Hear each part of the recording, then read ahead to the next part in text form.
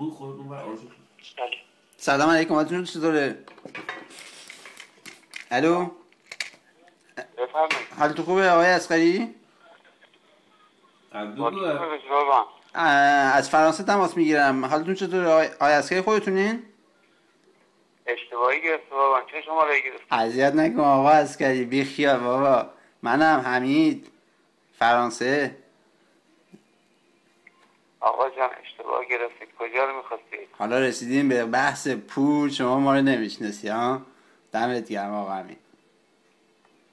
ایوالله. آقا جان چرا نصف شب مزاحم مردم میشه عزیز من؟ فکر کردی مثلا 12 تا رو میتونی بالا بکشی به سحر؟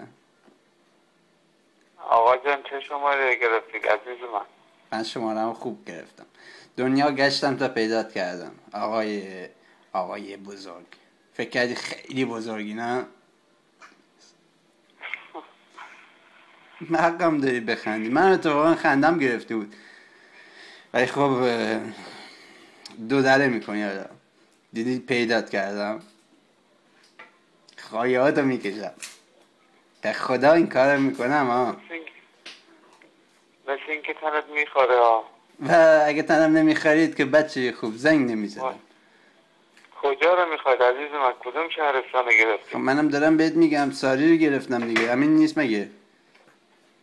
خب اینجا ساری است. خب آقای عسکری نیست مگه؟ تکرار کن. آقای عسکری نیست مگه؟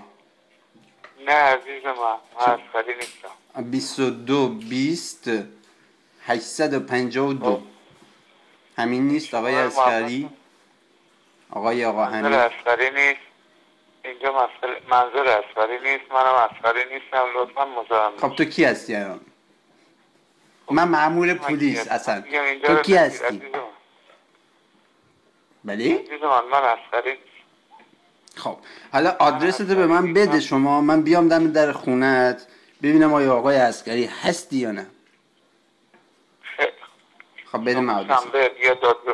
بیا دادگستری مازندران. آره دادگستری مازندران کدوم شهر؟ دیدی داری کوز ما رو قول میکنی؟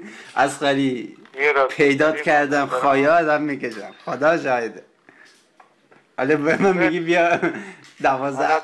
آخه ببین الان میدونی من با کیم؟ کجا به من بگو. الانم تلفنم میسپارم کنترل. خب آدرس اونجا رو به من بگو. حالا خواهیاتم میگم. از این غلطا نکن. چشم بفرمایید شما.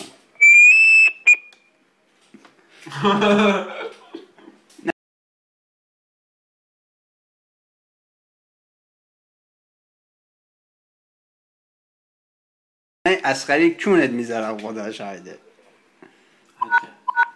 Composez le numéro de votre correspondant.